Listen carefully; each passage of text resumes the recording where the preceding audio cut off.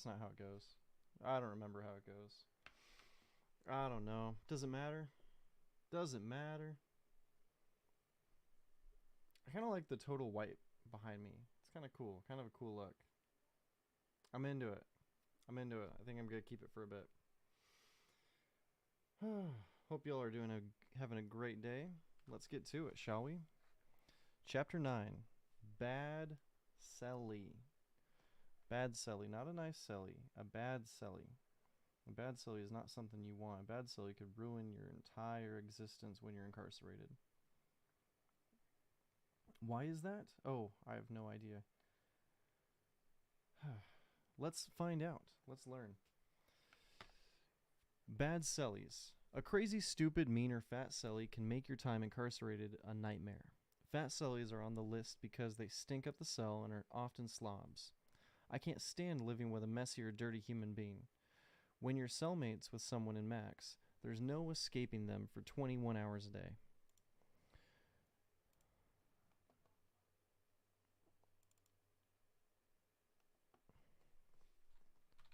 Let's change can't to couldn't. Put it all in the past tense, shall we? A crazy, stupid, mean, or fat Selly can make your time incarcerated a nightmare. Fat Sellies are on the list because they stink up the cell and are often slobs. I couldn't stand living with a messy or dirty human being. When you're cellmates with someone in Max, there's no escaping them for 21 hours a day. On the flip side, a good Selly allows for good conversation, playing games, and helps time go by faster.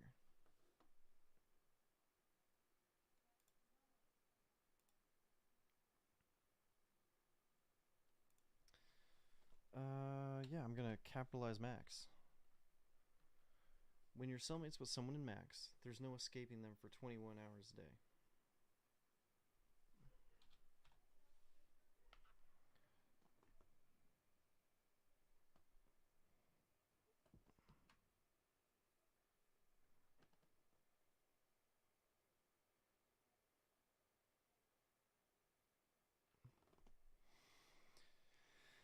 Let's call a friend, because Max is talking about a specific location. I am talking about a specific location here.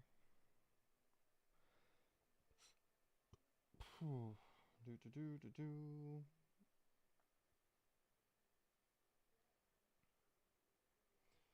Dun dun dun dun dun dun dun.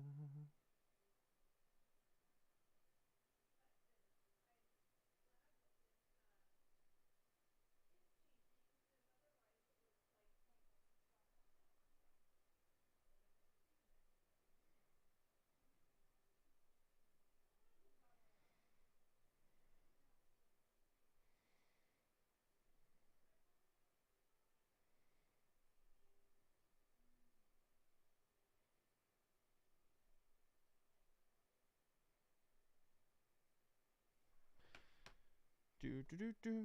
Okay, there's no escaping them for 21 hours a day. When you're cellmates with someone in Max, there's no escaping them for 21 hours a day. On the flip side, a good Selly allows for good conversation, playing games, and helps time go by faster. Another person can also give you a feeling of camaraderie and let you know you're not alone. Dr. Nielsen was an amazing cellmate. He was intellectually stimulating. Conversation flowed, and we talked for hours about everything. Our home life, work, religion, politics, it was all fair game. We challenged each other at chess, even though I typically won, and taught each other card games. He was also a great Selly because he bought commissary and was kind enough to split a bag of chips or the last section of a Kit Kat bar. I was grateful for any reprieve from the unsweetened food we consumed every day. But, like all good things, wonderful cellmates don't last.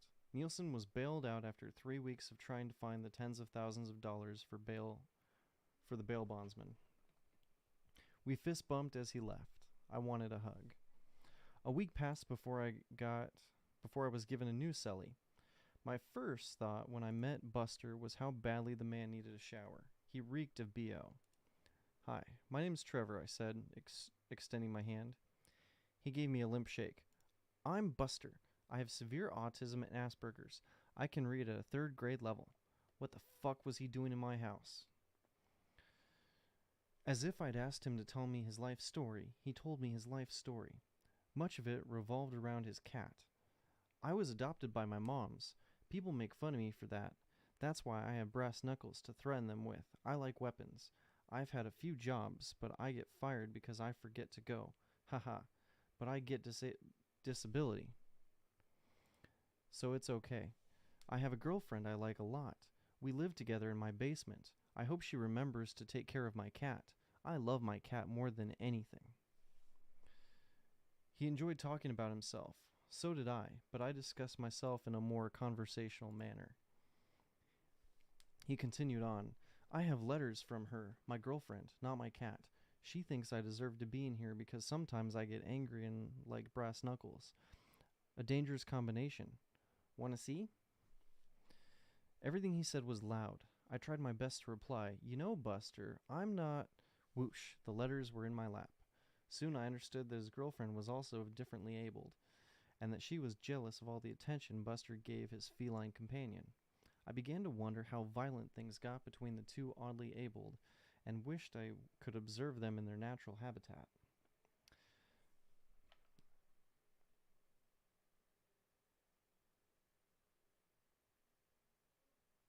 Cool, cool, cool.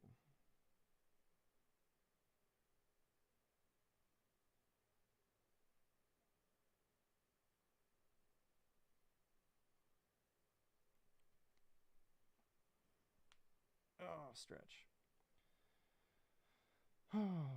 Ba ba da ba ba ba da ba ba da ba ba ba da ba ba ba ba da ba ba ba da dun.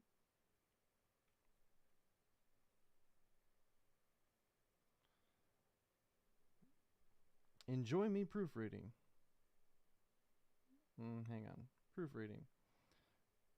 Feel free to ask any questions.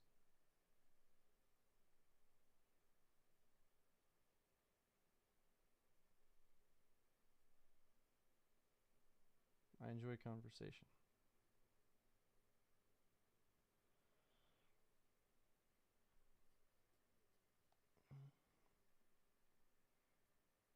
Oh my goodness. I should have proofread my message there, but I didn't, because I got things to do. I got things to focus on. Yeah. Focus on. Yeah. I am liking this lighting. It's nice.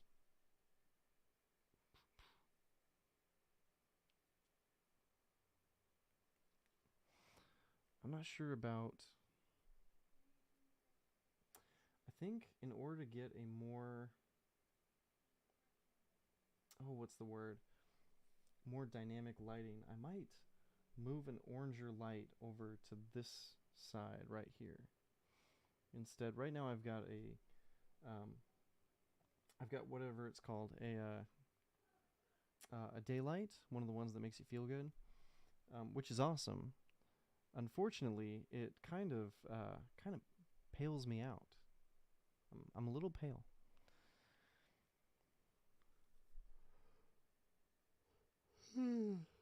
Anyway, let's continue proofreading. Everything he said was loud. I tried my best to reply, You know, Buster, I'm not whoosh. The letters were in my lap. Ooh, hang on, I already read this part. I began to wonder how violent things got between the two oddly abled, and I wished I could observe them in their natural habitat. It took a while to shut him up. I tried playing a few games with him. Most card games were too complicated, and I didn't want to play Go Fish. Chess was out of the question, and he wouldn't play checkers because we didn't have real checkers pieces. Having real pieces was extremely important to him. We ended up sitting on our bunks reading. Well, I read. Trevor? Yes, Buster? What does sympathy mean? The dictionary is on the desk. Well, I don't really like using the dictionary because it takes so long. K? That's stupid. I wished his voice wasn't so monotone. Trevor? What? Can you tell me what it means? No, my irritation was rising. Why can't you? Because I don't want to, Buster. I'm reading my book. You have a dictionary you can use. But I don't like using the dictionary because it takes so long. Tough. His voice inflection never changed. After about 30 seconds of silence, he asked, "Can't you tell me what it means?" "Buster, I'm reading." "And you're no good at multitasking?"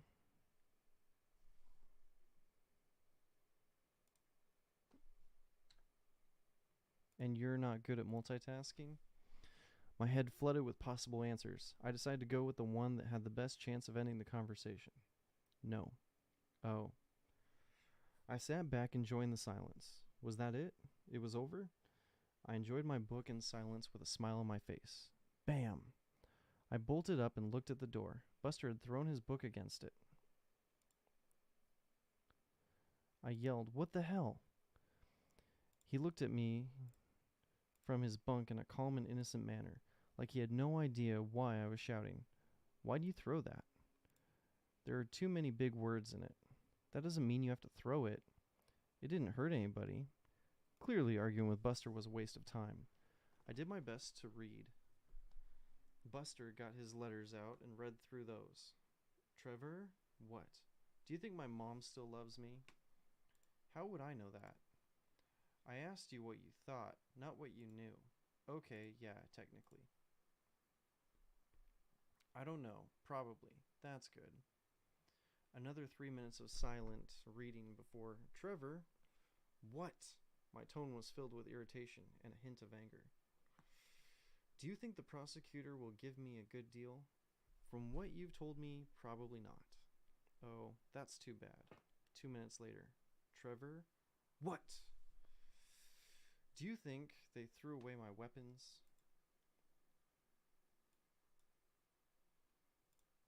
"Probably." "Oh."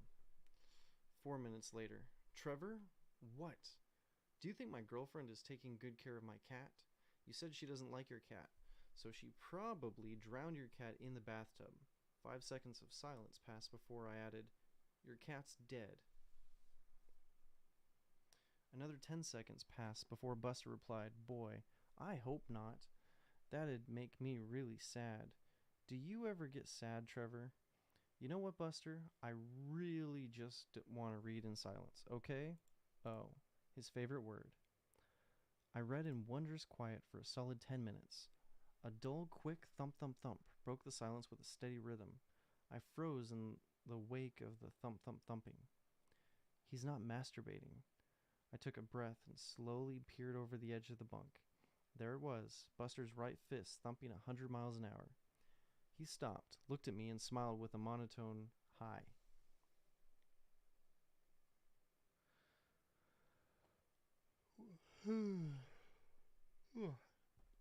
Without a word, I went back to reading. Between his thumping and body odor, our timeout couldn't come fast enough. Thankfully, he had enough sense not to keep thumping. "Make sure you take a shower." Buster nodded dumbly. "I will."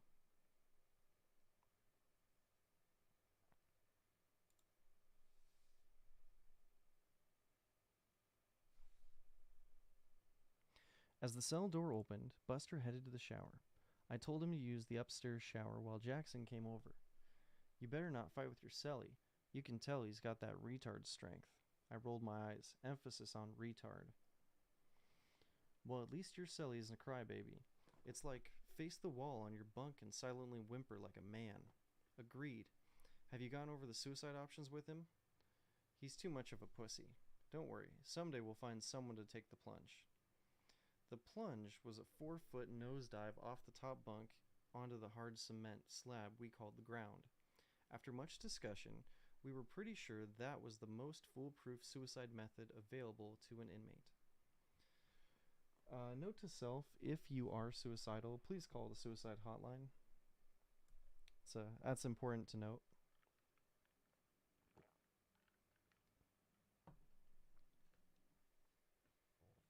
Jackson gave a sigh. "I'm just tired of all his complaining. I might be looking to get rid of my celly. There are several ways to get rid of a celly. Getting in a scuffle with them is one. As long as there aren't marks or proof of the altercation, then the one complaining gets removed. Another option is to explain the situation to mental health, asking them to please put in a request for a cell change. However, this can be slow and isn't guaranteed to work. A faster option is to get your cellie to refuse housing or protective custody out, which will get them sent right to the hole. Accusing a cellie of wrongdoing, sexual misconduct, or stealing are fan favorites to get someone kicked out of a house and off to the hole. The problem with all these options is you never know what your new cellie is going to be like. Sometimes it's better to accept the evil you know, like a complaining crybaby, than to risk the evil you don't know. You might even end up with a fat cellie. Think about that before you risk it. Buster spent the time out showering, calling his mom, and watching TV. No matter what was on, Buster felt the need to add his commentary. Oh man, those idiots.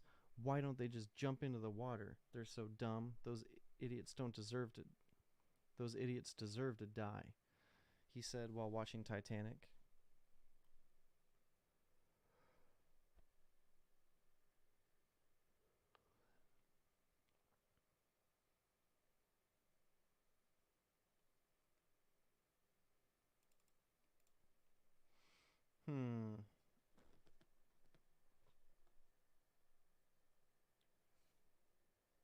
Jackson gave a sigh. I'm just tired of his complaining. I might be looking to get rid of his cellie.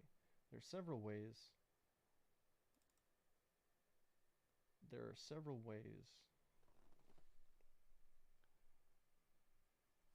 get rid of a cellie.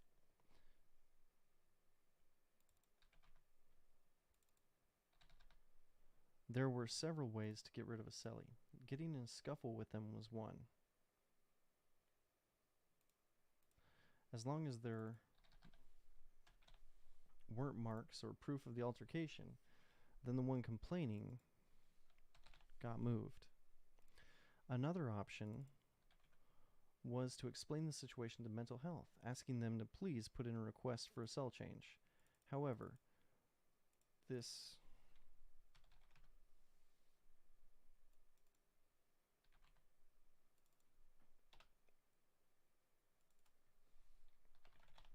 was slow and wasn't guaranteed to work. Just got to continually remember to put things in the past tense here. A faster option was to get your cellie to refuse housing or protective custody out, which would get them sent right to the hole. Excuse me. Accusing a cellie of wrongdoing, sexual misconduct, or stealing were fan favorites to get someone kicked out of a house and off to the hole. Accusing a cellie of wrongdoing, sexual misconduct, or stealing were fan favorites to get someone kicked out of a house and off to the hole. The problem with all these options was you never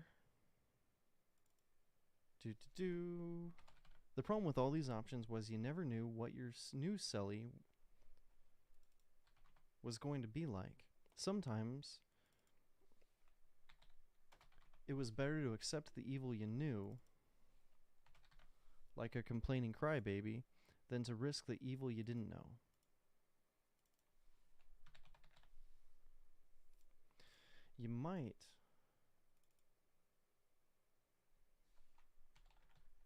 You could even end up with a fat cellie. Think about that before you risk it.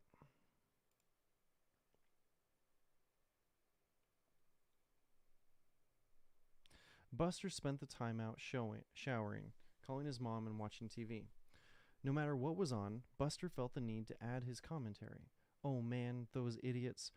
Why don't they just jump into the water? They're so dumb. Those idiots deserve to die, he said while watching Titanic.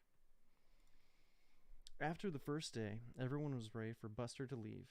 As we re-entered my house, I noticed a familiar smell. Buster, I know I saw you take a shower. Yep, but you still smell.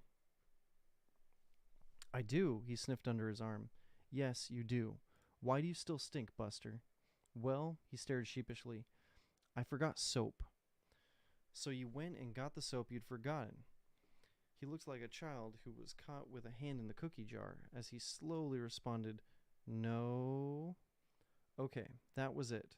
I wasn't here to babysit. I tossed him a deodorant stick and commanded him to put some on. I then went back to reading and did my best to ignore the 5-year-old living in my house. As night approached, the thumping returned. I rolled my eyes as I jumped down to people watch. Whoa, the blanket between his legs was billowing as I jumped down. He stared at me with wide, unblinking eyes. Hi. Were you masturbating? No, he said slowly with a smile. Knock that shit off. Save it for the fucking shower, and don't be a fag in my cell. Got that?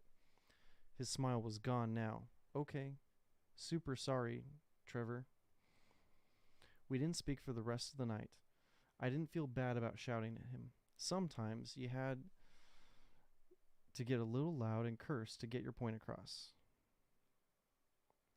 I did feel the situation wasn't fair to me. Why did I get stuck with a child? Classification should have put him in the mental pod where people on a lot of meds, developmentally challenged, insanely loud, or obnoxious belong. Who knew how long I could deal with Buster? The answer was 3 days.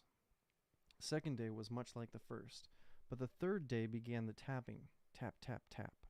I was standing at the house window, watching Deadpool, when I heard a tap.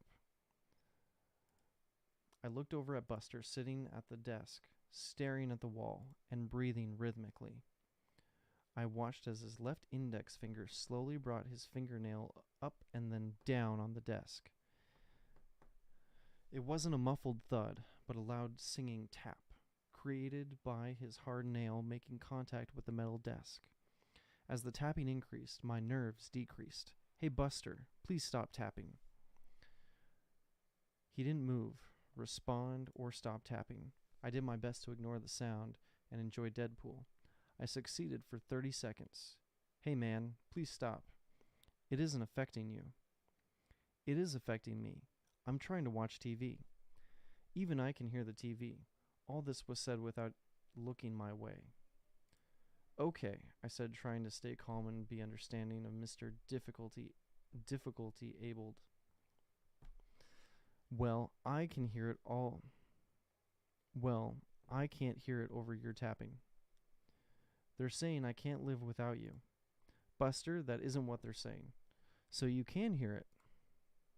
Okay, disabilities be damned. Buster, stop tapping. It's a tick. I can't help it. Tap, tap, tap. Then tap on your pants, leg, or your bunk mattress. It's a tick. Tap, tap, tap. I moved closer to him in one quick motion, finally drawing his attention. Stop fucking tapping on that fucking desk, you fucking retard. That was yelled at the top of my lungs. With my voice booming, what was usually a loud group of 60 men in a confined, echoing room was turned into a complete silence. What was usually a loud group of 60 plus men in a confined, echoing room was turned into complete silence. Everyone was straining to hear what I might do. Buster sat wide-eyed, staring at me. Can you press the intercom button? No, you press the button. He did. I need to talk to mental health. It's an emergency. Gal on the speaker said she'd let them know. I went back to watching Deadpool while Buster packed up all his things and sat quietly in the bunk, muttering to himself about going home. If he'd been suicidal or was trying to nonchalantly escape the cell without getting beat up, he'd have been out of luck. It took them close to 6 hours to allow Buster to see mental health. It was the last time I saw Buster. He went away to mental health. Then he went to the hole for refusing housing. A deputy came to get his things and asked if I'd threatened him. I told him no, and that I thought Buster's mental handicap impeded him from getting along with cellmates. After that quick conversation, I enjoyed several weeks by myself. It was bliss.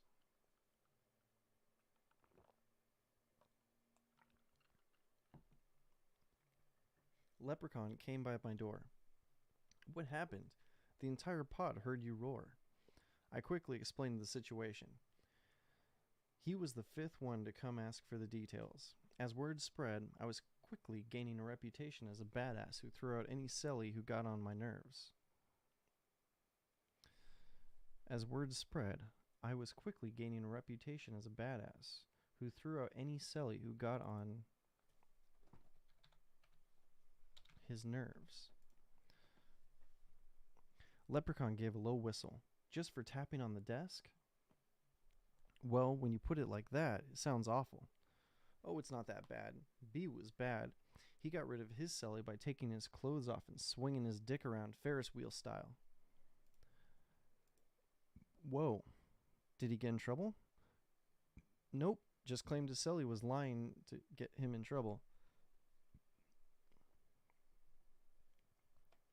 Nope. Just claimed his celly was lying. The cellmate was moved, and B got to keep his house to himself. Clearly, there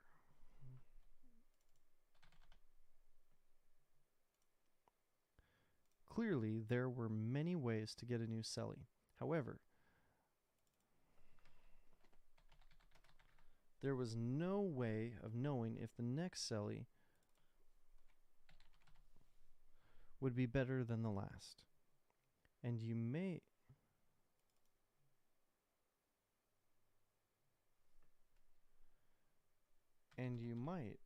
not want to give classification deputies the idea that you're the problem. They seemed to place problem inmates together, and claiming the celly was lying or acting up only flew so many times. The next few cellies were short-stay cellmates, guys who got bailed out quick, or were only in max for disciplinary reasons and were quickly returned to the dorms. I hated that because of my charges, I'd always be stuck in a small cell, while violent and disruptive inmates went to the dorms repeatedly, only to return a while later. Nothing about jail was fair.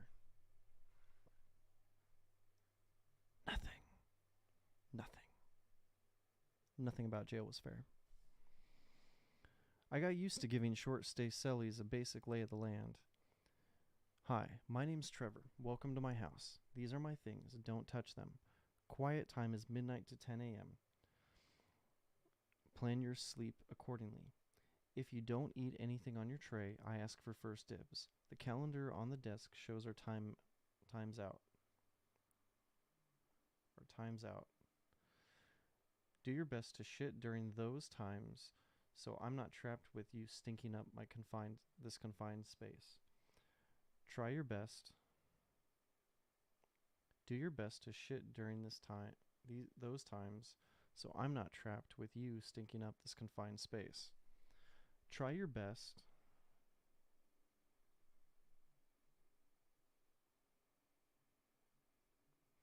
Try your best to keep the cell clean. Use the garbage bag. Keep the floor clear and lean down close to the sink when spitting toothpaste so it doesn't get all over our stuff or the mirror. Do all these things, don't be a dumbass, and we'll get along great. Do you play cards or chess? Maybe dominoes?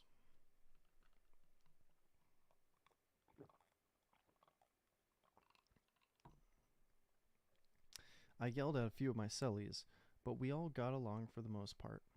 A large reason for these smooth relationships were the standards, expectations, and them not staying for an extended period of time. Without fail, every cellie had to be taught how to go potty. Eventually, nature calls, and time out be damned. Eventually, nature called. Without fail, every cellie had to be taught how to go potty. Eventually, nature called, and time out be damned. They just couldn't hold it in. The protocol to taking a shit in the cell begins by informing your cellmate. The protocol to taking a shit in the cell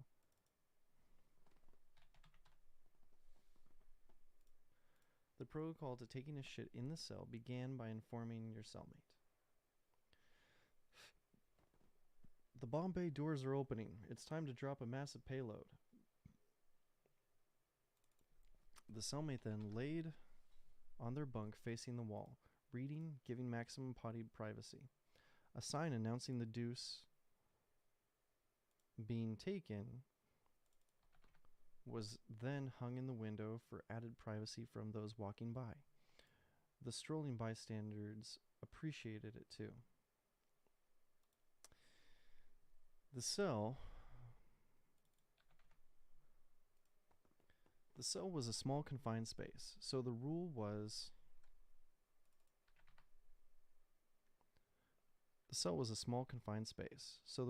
flush as you go and continue flushing until ready to remove posterior from the porcelain throne.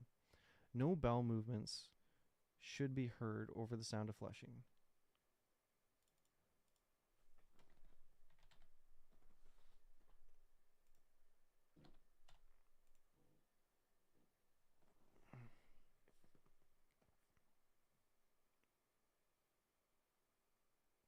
No bowel movements should have been heard over the sound of flushing.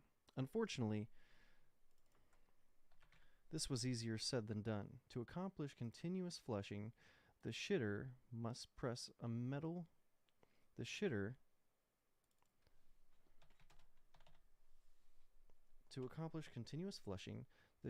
had to press a metal button directly behind the toilet user's back, requiring weight distribution focused on the right ass cheek and right arm twisting 180 degrees with torso assistance. I suggest an attempt in this restroom technique to fully appreciate the shitty position it is. Shitty position it was. I suggest an attempt in this restroom technique to fully appreciate the shitty position it was. The thing I had to get used to was just how cold my ass got. An all-metal toilet with freezing water swirling around in it the thing I had to get used to was just how cold my ass got. An all-metal toilet with freezing water swirling around in it made for a chilling experience. Constant flushing should take care of the smell.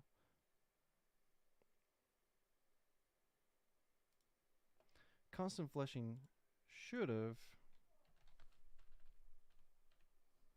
taken care of the smell, but at times it was nice to hang an air freshener or rub deodorant on the vent. The shitty ritual was concluded by washing hands and yelling to the cellie, "The time of darkness has passed. Bask in the light." I watched from a safe distance as Deputy McGruff banged on B's door. "Take that sign down." I could hear the indignation in B's voice as McGruff looked straight over the sign at him, bare ass on the toilet. "Hey man, I'm taking a shit." "I don't care. This is jail. There's no privacy in jail. Take it down." B removed the shit warning sign. I'm not sure why having a sign up mattered. B removed the shit warning sign. I'm not sure why having a sign up mattered when the COs could just glance over it. Well, B learned that some deputies were assholes who would stare at your junk while mid-defecation. Stare at your junk.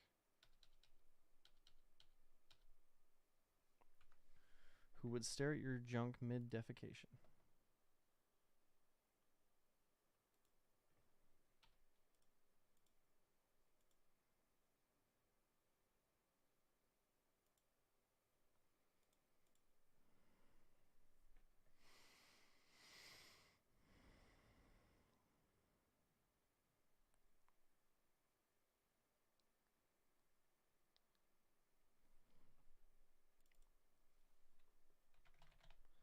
I wasn't sure why having a sign up mattered when the CEOs could just glance over it. Well, B learned that some deputies were assholes who would stare at your junk mid-defecation. This is why most inmates plan their shit and love making sessions around the COs talking through walk-through times. This is why most inmates planned their shit and love-making sessions around the CO's walkthrough times. Right after a walkthrough was also the safest time to pass contraband, use drugs, or get into a fight. Altman, you're getting a celly. They never warned you or gave you any time to prepare for an added person in your small living space. If I'd known, I'd have gotten one more pleasure session in.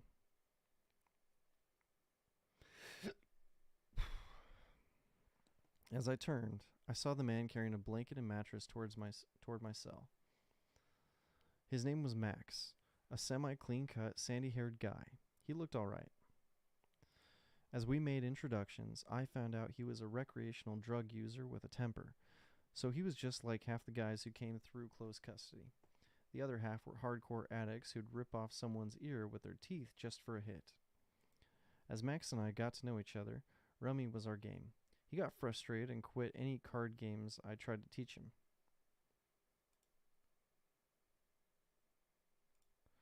Dominoes was a stretch, and chess was too difficult. He liked poker, but I hated trying to play with only 2 people.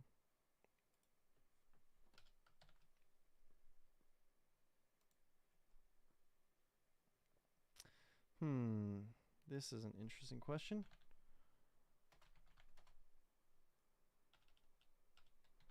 Are the names of games capitalized? Names of card games are lowercase except for words normally capitalized, thus poker, but Texas Hold'em.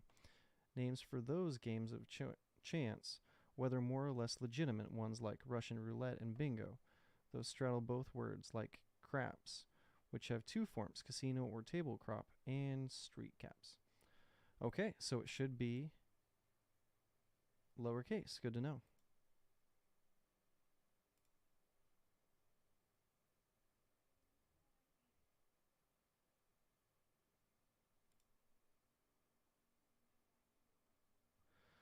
Altman, you're getting a celly.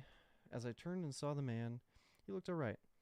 As we made introductions, I found out that he was a recreational drug user, so he was like half the guys, As Max and I got to know each other, rummy was our game. He got frustrated and quit any card games I tried to teach him.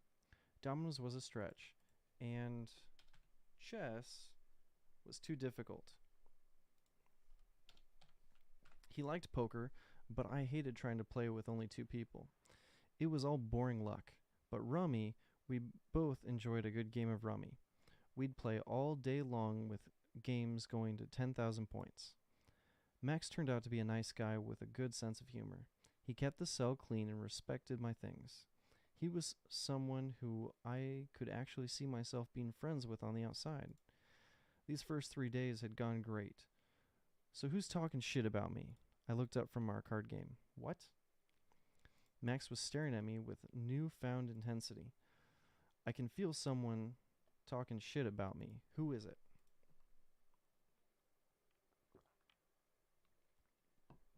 If someone's talking shit about you, I'm not aware of it.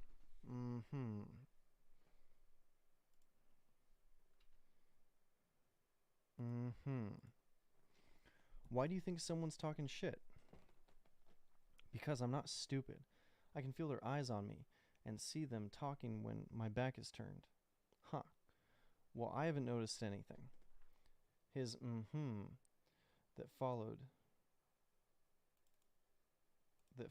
made it clear he wasn't sure I could be trusted. This was followed by 2 more great days before another question came out of left field. Who has a problem with me? You think someone has a problem with you? Yep. I waited for more of an explanation that clearly wasn't coming before finally prodding, why? I'm not stupid. Okay.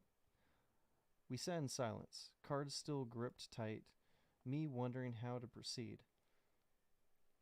If anyone has a problem with you, I'm not aware of it. Again, my answer was not to be readily believed. Have you done anything to get on anyone's bad side? I don't really see you interacting with others during our time out. No, but this is jail. I feel like someone's gonna beat me to send a message. Well, that was unexpected. I wouldn't worry about that, man. We have a pretty okay group of guys we're out with. Was the only response I got. 3 days later, I think Gramps wants to fuck me. What? Yeah, man, he keeps making eyes at me. I'd known Gramps for many months by now. This accusation was incredibly perplexing. I didn't even know what to say, so I kept silent and drew the next rummy card. The next day I kept an extra eye on Gramps. As far as I could tell, the only person he seemed to care about was J-Lo on TV. 4 days later, I was laying on my bunk reading as Max got up and asked, "So do we have a problem?" I looked away from my book to see Max staring at me with the intensity of a boxer awaiting the starting bell. Not that I'm aware of. Why? I can feel the tension between us. I wondered if Max's parents told him that his feelings were always valid. Clearly, they tended to be off the mark. Up until now, we hadn't even had an argument, let alone a hostile word. If we have any tension, I'm not aware of it or what it might be about. You seem distant. Distant? What were we married? What were we? A married couple? I'm just really into this book. You'd tell me if we had a problem. Of course.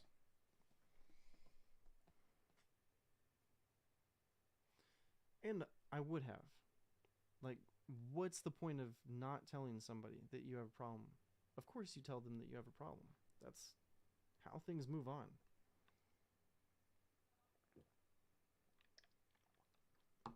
Like, come on. Okay. And with that, he went back to reading. An hour later, we were playing rummy. Max's random spurts of paranoia baffled me. I decided to share my conversations with Jackson. Didn't you say meth was his drug of choice?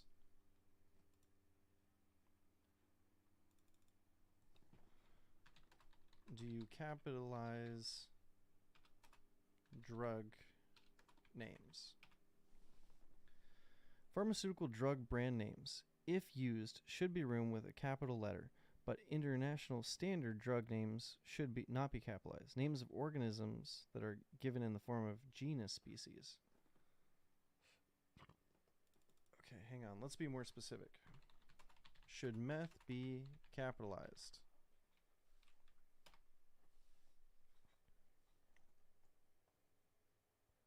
Brand names for meth are capitalized, such as doxy or methadone. But other than that, my guess is that crystal methamphetamine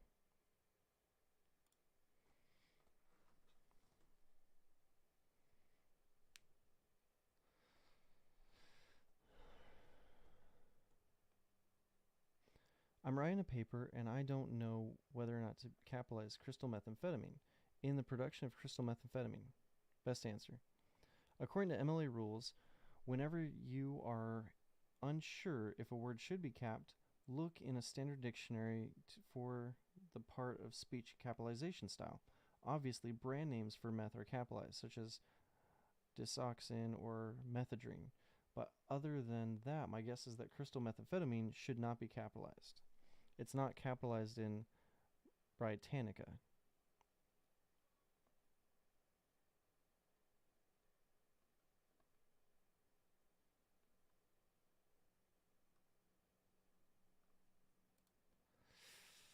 That's good.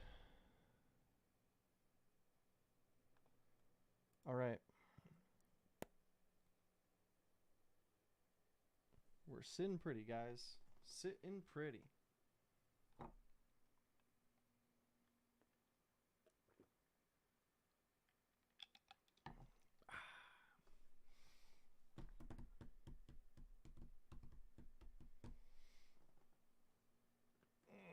Stretch it out. Oh, so much better.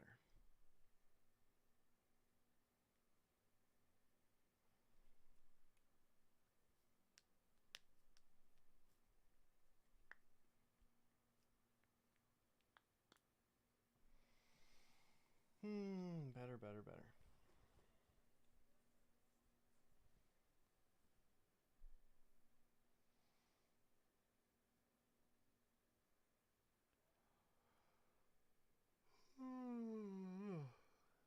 not tired, you're tired. I'm not tired, you're tired.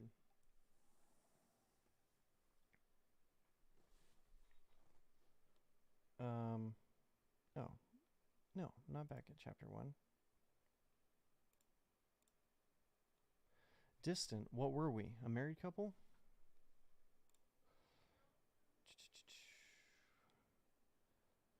An hour later, we were playing rummy. Max's random spurts of paranoia baffled me. I decided to share my conversation with Jackson.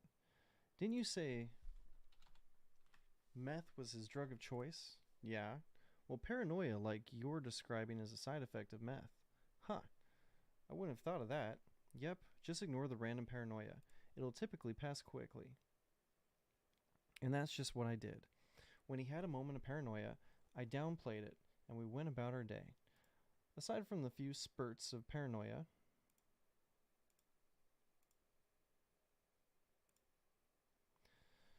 he was the perfect cellmate.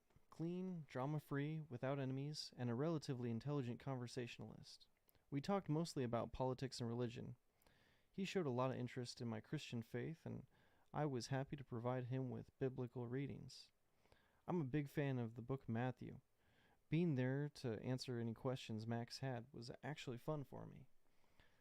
I had to look up more than a few answers, and it was a great way to pass the time. In Max, you're always looking for new ways to kill time until you're free again.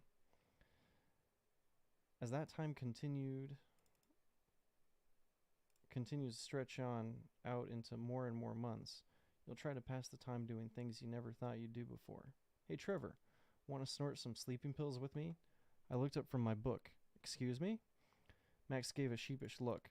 Medical approved me for Seroquel, and I heard if you snort it, you get high for like 20 minutes before you pass out. You're going to risk cheeking your meds? No, I'm going to palm them, or rather, drop them really quick from the cup into a stick. Really quick from the cup into a sticky on the door. My parents didn't raise a druggie. I was always a good, clean kid, and snorting Seroquel seemed so juvenile with a hint of desperation. It's like what middle school kids raised in broken homes were originally adopted to do as a silent cry for attention and the possibility of feeling something other than soul-crushing loneliness. Hell yeah, I'll snort some with you. That night during MedPass, I did my best to read my book inconspicuously while my cellie palmed his Seroquel. I held my breath while both the fat nurse and Deputy McGruff watched Max through the small window. He took the cup slightly above the door slit. Hang on. Nurse should be capitalized, because I'm talking about a specific person. This is why we proofread, people.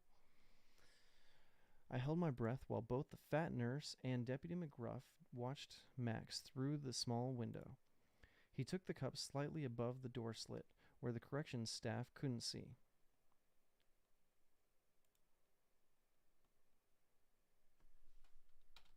See, again, we're talking about a specific person. Pretty sure correction staff should be capitalized. He took the cup slightly above the door slit, where the correction staff couldn't see. He quickly dumped the pill into the shampoo sticker we had stuck to the door. In one fluid motion, he brought the cup to his lips and swallowed down air with water. Ah, he let out, showing under his tongue, as was the custom after taking meds. I was about to wish my cellie a nice stay in the hole as the nurse whispered something to McGruff. Showing under his tongue, as was the custom after taking meds. I was about to wish my cellie a nice stay in the hole as the nurse whispered something to McGruff. Out of the corner of my eye, I watched closely as the CO opened our cell door, looked Max up and down, surveyed the floor, scrutinized the sink, and closed the door. I couldn't believe he didn't see the huge sticker on the door he'd just opened. Max turned my way with a shit-eating grin as the nurse and deputy moved on to the next house. That was insanely close. You were so lucky. Yep. Max stood tall, hands on hips. Now let's do some drugs. And we did. We snorted crushed up Seroquel, and as promised, were, were rewarded. Blah, blah, blah, blah. Were rewarded with 20 minutes of fuzzy goodness, followed by a deep and restful sleep. With practice, Max got natural at the pill dumping motion and never got caught. Seroquel became one of my favorite ways to kill time. In jail, peaceful sleep and fuzzy head highs were a wonderful thing. It was a sad day when Max left my house for freedom. He didn't want to take a plea deal, but his lawyers scared him. The lawyers all had a speech about how proving your innocence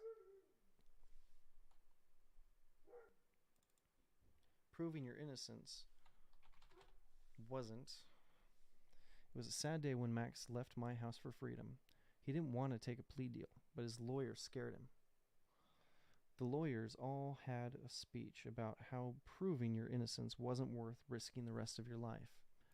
I wouldn't fall for these fear tactics. I, Trevor S. Altman, would clear my name of all wrongdoings. I would take my case to the box. I would kill at trial. I would be free. As Max gathered his things and left our cell for the last time, I offered him a fist bump. I wanted to give him a hug.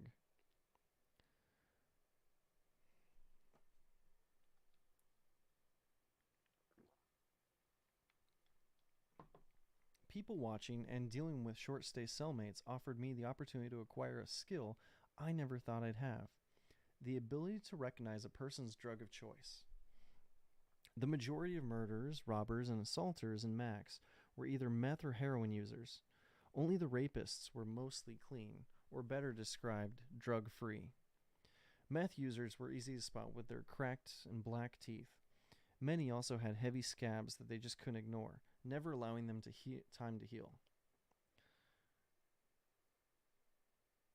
The less hardcore meth heads still gave themselves away with constant little fidgets, bouncing legs, or simply an inability to ever stand still and focus. Their withdrawals typically entailed sleeping for days. Heroin withdrawals, on the other hand, involved violent shakes and the addict often lying in their own feces and vomit. Nodding off, track marks, scratches, or occasionally feeling for a vein gave these users away. To test my newfound drug user spying skills, I'd watch a new addition to the pod for a while before calling them over to my door and asking if they were such and such drug user. They were always forthcoming with their addiction, usually in hopes that I could provide them with a source to fulfill their needs. A few times, I was able to send them in the right direction, for a finder's fee. A few of the druggies were nice guys, but most were like HIV, annoying beggars always looking for things with nothing to offer, and a few french fries short of a Happy Meal. Conversations were either too slow or too fast, and typically ended with them asking for food. But I'd have dealt with 1,000 drug-addicted, flea-ridden scum of society, uncultured swine, if it meant I didn't have to endure my next cellmate. I immediately felt sorry for the skinny, pale little white kid who stood in the door to my cell with tears in his eyes. The fact he was standing where he was meant he was 18, although I'd have placed him closer to 14. Despite the watery eyes, I could tell he was trying to put on a brave face. He gave me a little smile. "Was good, cuz?" Every word was spit out of his mouth, like his tongue refused to utter the final syllable. He quickly moved to slap hands with me. I didn't bump shoulders with him like he wanted. Instead, I hit his hand in a good old white guy high five. "Hey man, there's your bunk." "Thanks, dog." And he went to setting up his bed.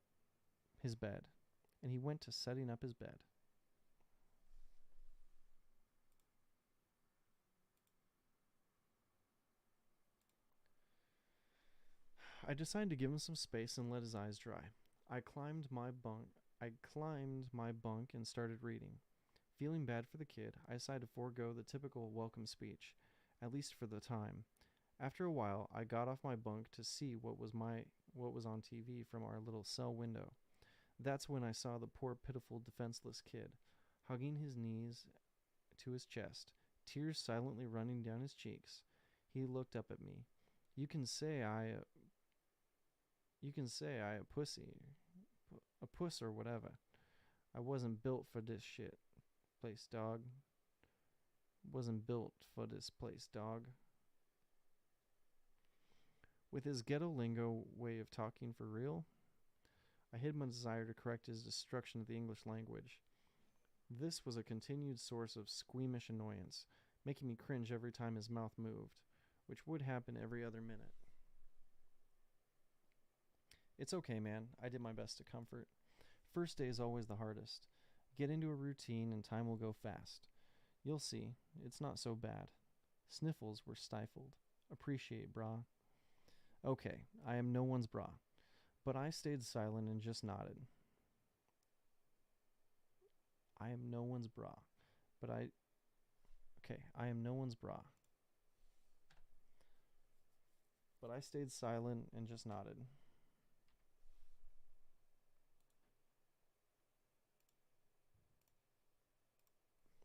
Okay, I am no one's brah, but I stayed silent and just nodded. I really did feel sorry for the kid. If he'd been celled with someone else, he'd already be made fun of to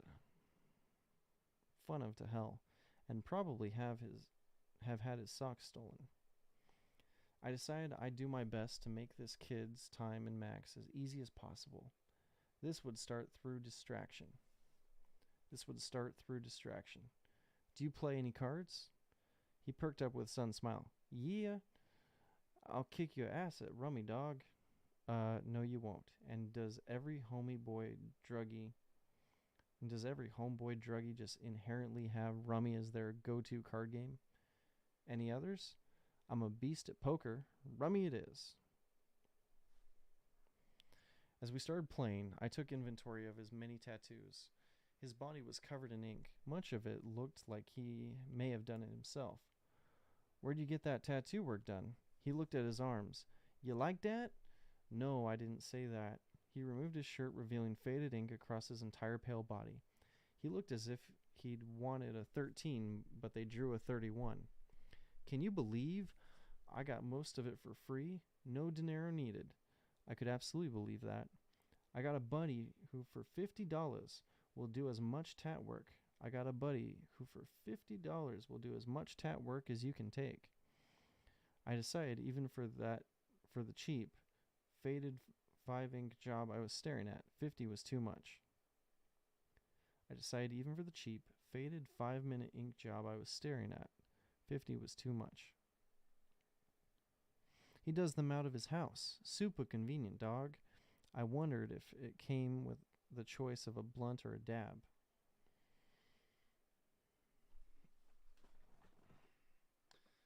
My favorite tattoo he had was a little green tree under his eye, like it was trying to be a teardrop. You see my little tree tear? He pointed at it with his inked finger. I got that 'cause my homie was gunned down. Okay, I don't believe that. And you should never tell anybody that again. Yeah, I'm in here for gun running. No, you're not. Why'd they cage you, beast? Try not to be a beast, I answered. Lawyer screwed me over. Dirty Jews? Whoa. My scale was deep. I'm a Jew. He gave a big toothy grin. No disrespect, homie. It's just an expression.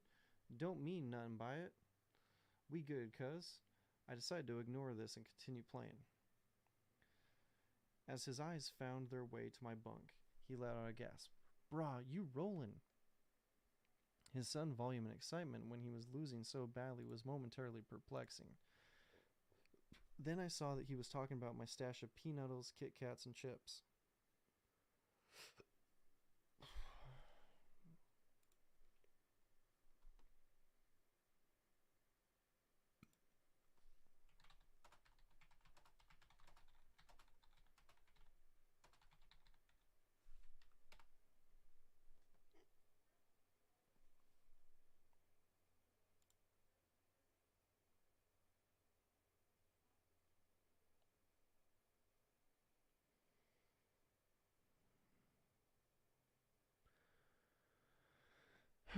Are food brands capitalized?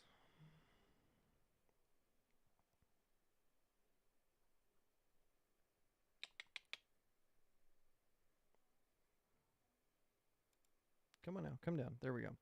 Most food names are lowercase, but capitalize brand names and trademarks. Roquefort cheese, Tabasco sauce. Most proper nouns or adjectives are capitalized in a food name. Russian dressing, Waldorf dressing, banana forest. Huh. So you capitalize So you capitalize brand names, but you don't capitalize board games. That's so weird, man. It's bizarre. But hey, that's why we learn, and we learn while we write. Then I saw that he was talking about my stash of peanuttles, Kit Kats, and chips I kept next to my bunk. Dog, you gotta share the wealth. I'll get you square. Feeling sorry for the kid, wanting to be nice, and maybe falling for his weird, smiling, excited, fast-moving attitude, I gave him a few of everything. He was happy munching down while telling me to make sure to write down all he owed me. As we got back to our game, I saw that he needed and began feeding him garbage cards. He gave me a smile as he spoke in his always loud, excited voice. Nigga, fuck you. I looked at him more than a little surprised. A nigga, fuck you, nigga, fuck dog, fuck you, streamed from his mouth with every card played and loss he took.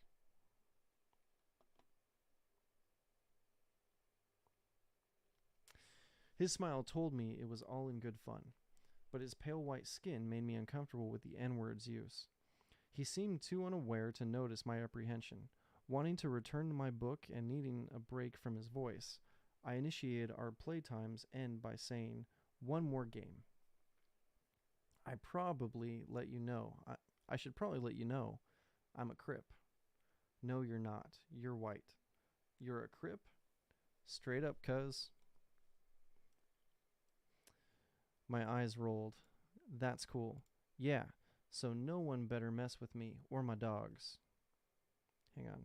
No, you're not. You're white.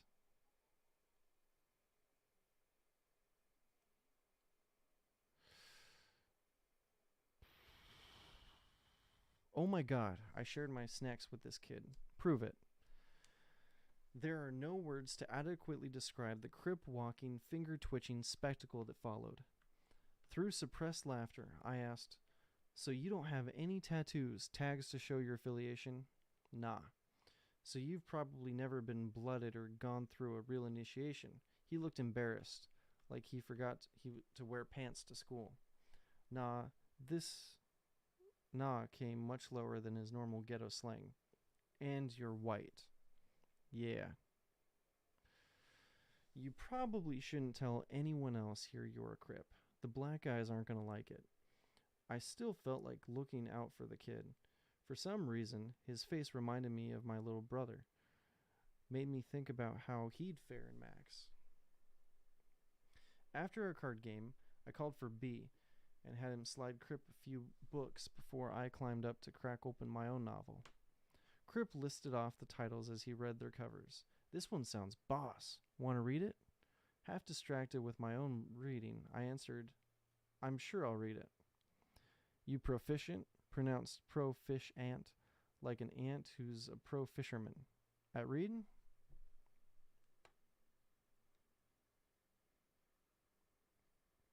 I engaged in my own book, I unthinkingly replied, I actually made my living reading things to people as an announcer and MC. Great, he exclaimed as he half-tossed the book on my chest before getting on his own bunk. I blinked twice. What had just happened?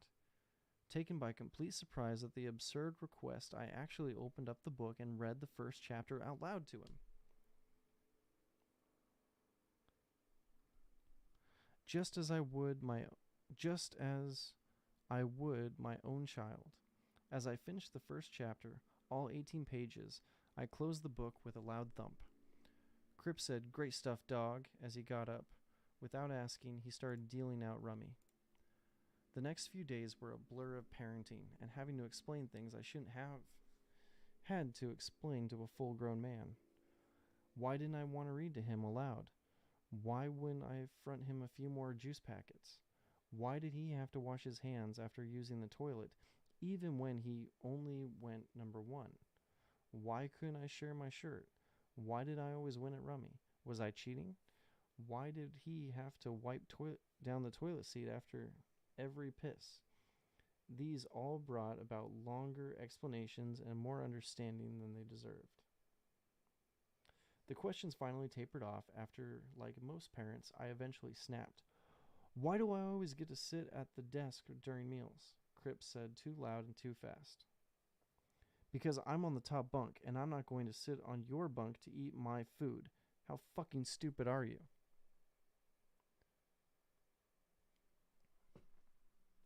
That outburst bought me a day before the questions started up again. There truly are no stupid questions, only stupid people who ask questions.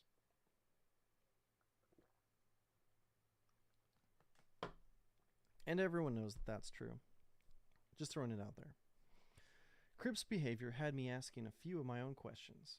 Why did I have to tell him to shower?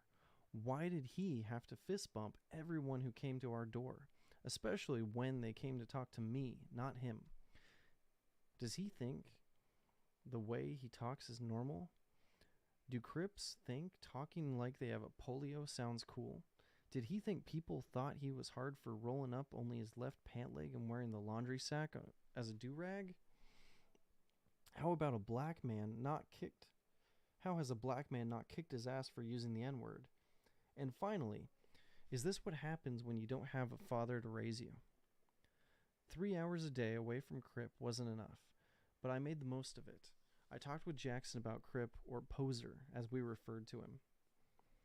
As always, the 3 hours ended too soon, and I trudged down to the cell. We're using the word as a name, so I'm going to capitalize it. As always, the 3 hours ended too soon, and I trudged back to the cell.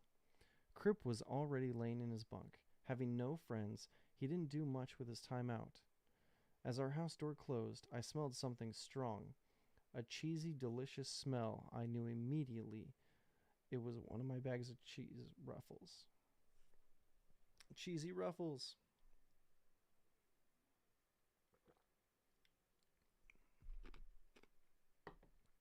I knew immediately it was one of my bags of cheese ruffles.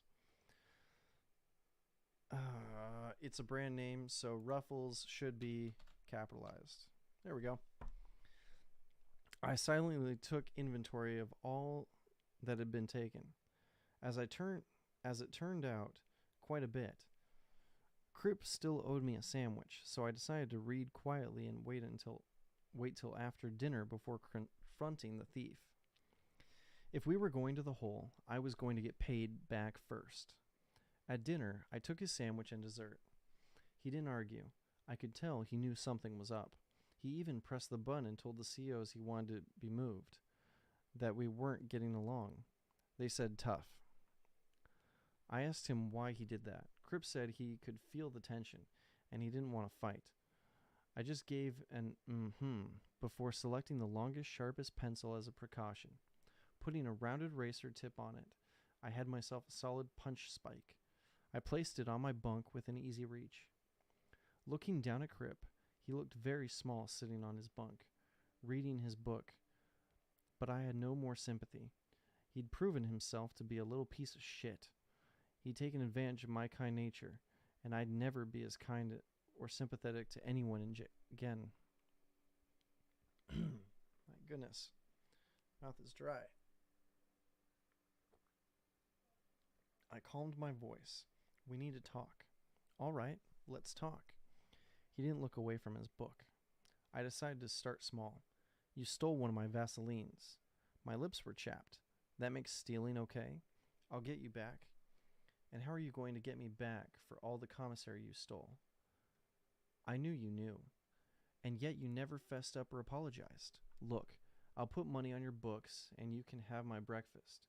He never looked up from his book. Why'd you steal from me after I'd given you commissary? I've been nothing but nice to you. I was hungry. Fucking entitled prick. I grabbed the book from out of his hands as I screamed and threw it across the cell. You don't fucking steal from me. Steal from me? I punched him in the solar plexus. He crumpled back into the corner of his bunk, hugged his knees like a little schoolgirl, and wept. You fucking thief. You're a fucking thief. He began to shake and buried his face. I toyed with the idea of yanking him out and beating his ass into the ground. At this moment, after having just written about this piece of shit, I wish I had. Instead, I stole his books and continued to yell. I decided if he tried to come out from under the bunk, I'd punch him back into it. But he just remained in the corner, weeping uncontrollably. Leprechaun came to the window. Everything okay here? It got pretty loud. I stepped aside so he could see Crip crying at his eyes out. We're fine, just teaching him not to be a fucking thief. I shouted the word thief in Crip's direction, causing a new onset of crying shakes. Okay, Leprechaun said with a little too much enthusiasm, as he ran off to spread the word on what the big scary Big 400 was up to. Scary Big 400 was up to. And so my legend grew. Tired of Crip's sniffles, I told him to press the fucking button and PC out. He started stepping across the cell before hesitating, sheepishly turning towards me with big calf eyes. Can't I stay? No, you fucking can't stay. At my loud outburst, he ran to the button. Click. Hello? I need to go to the hole. Why? My cellie and I are gonna get violent. Hang on. The voice on the intercom never came back. His hand shook so bad I could practically taste the fear in the air. I had him sit quietly back on his bunk. He'd pressed the button 4 more times trying to get to the hole. Let's turn that all into the past tense. He pressed the button 4 more times trying to get to the hole. He finally flagged down a CO. Have things actually gone physical? Crip looked at me before slowly shaking his head no. Did you threaten him, Altman? No, sir. Well, then you two be adults. Classifications will be here to move you Wednesday. The hole must have been full. As the CO left, I put Crip back on his bunk. Well, I said thoughtfully, if you're staying, then you're gonna pay me back any way you can. Crip stayed on his bunk, wide-eyed and shaking. Over the next week, I took his lunch and dinner trays, yelling at him to shut the fuck up and stop moaning about how hungry he was. He was lucky I let him keep breakfast. 2 trays for lunch and dinner was a lot of food. I ended up giving most of it away. Crip just stared and starved to my pleasure. When it was our time out, I told Crip he wasn't allowed in the cell without me. Leprechaun had done a pretty good job of spreading the tale of Big 400, putting the thieving Crip crybaby in his place.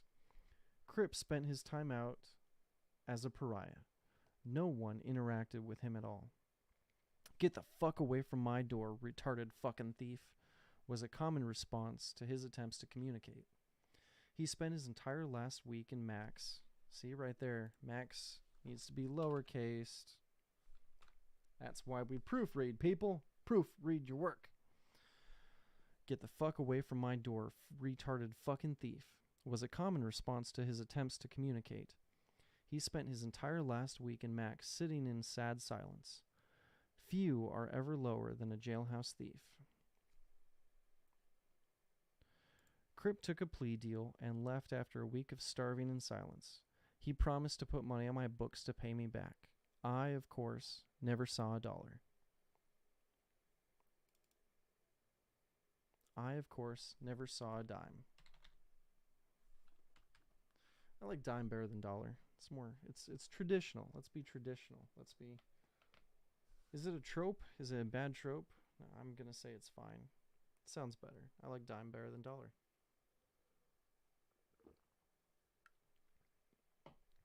Some people don't like having a cell to themselves. They get lonely, need someone to talk to or play cards with. I, however, thought my month without a cellmate was bliss. My cell was clean. The only BO was my own.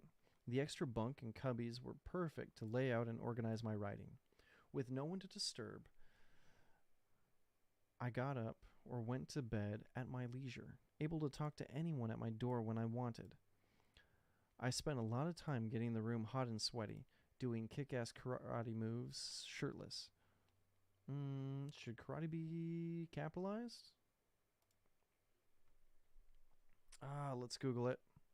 Let's be the good writers. Is karate capitalized? If used merely as a term, then it is not. For instance, if you were talking about karate, as in the empty-handed style broken down into schools such as Shotokan karate or Shukato karate, then karate would be capitalized, as I have shown.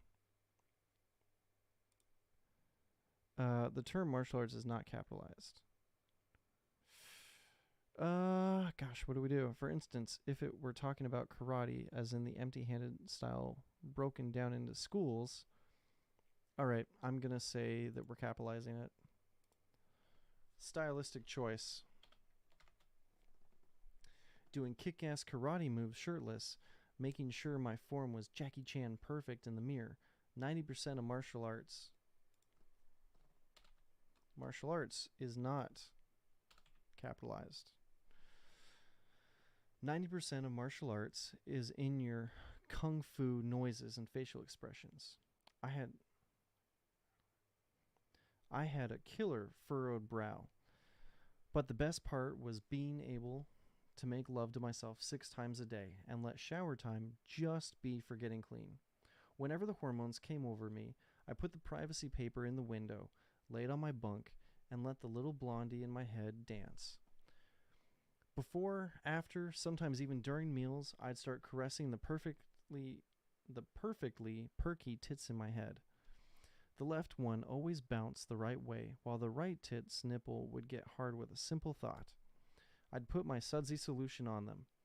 As they bounced up and down, the white foam would go flying off the sensitive, pointy nipples. With suds slowly sliding down the round tits, I shook my bottle of soapy suds up and down, up and down, up and click. Altman?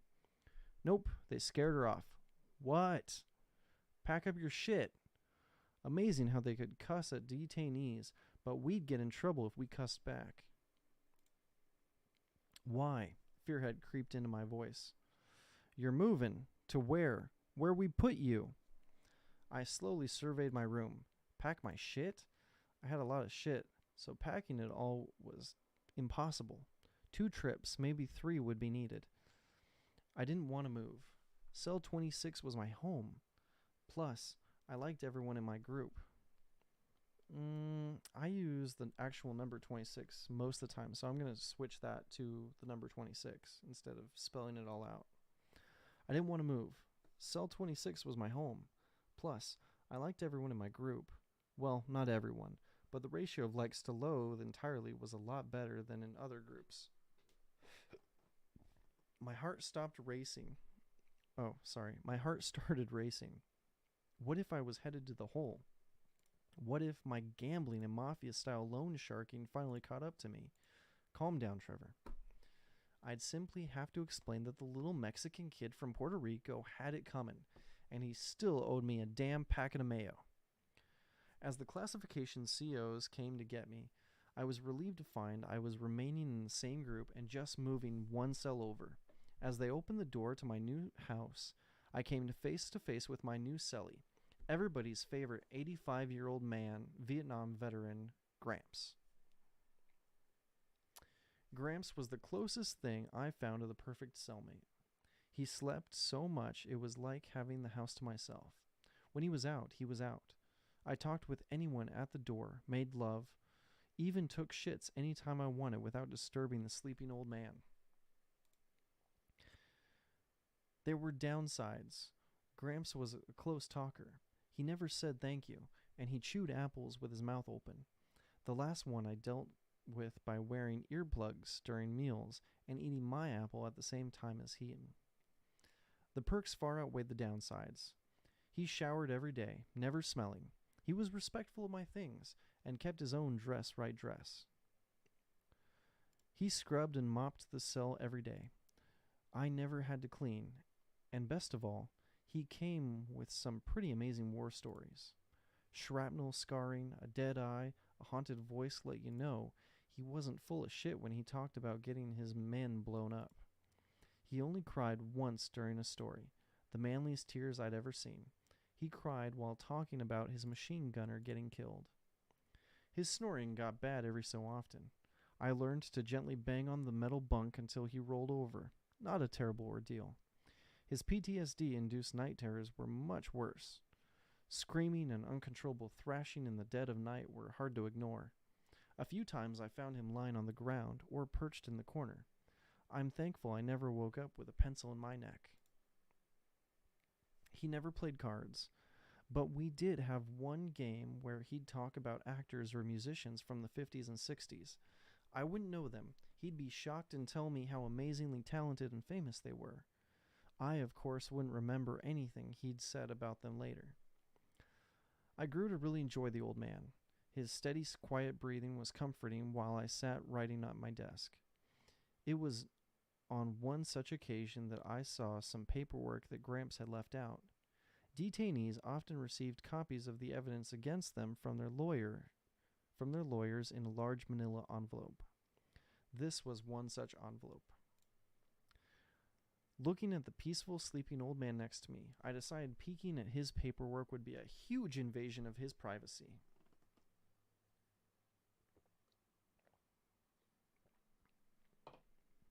As I opened up the envelope and started to read, I was shocked.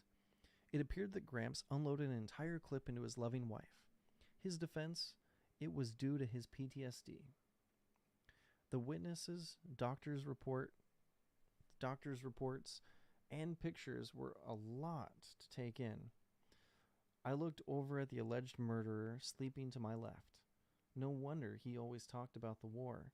He had to let it out of his head, or he might reenact it to a bloody end.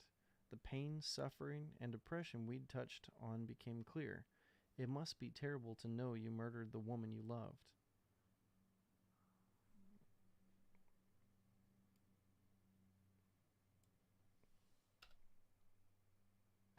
The pain, suffering, and depression we'd touched on became clear. It must be terrible to know you murdered the woman you loved. He didn't belong cooped up with me in a cell. He belonged in a treatment facility with real doctors giving him what he needed to function in society. He needed love, compassion, and medication. He needed me.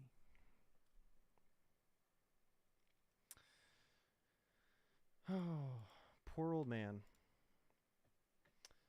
He was actually found guilty of the murder and is now serving a couple life sentences, I believe. So, thank you all so much for hanging out with me. It's time for me to... Everyone, have a fantastic rest of your day. As always, work hard, play hard, write hard, and have fun. Enjoy what you do. Love what you write.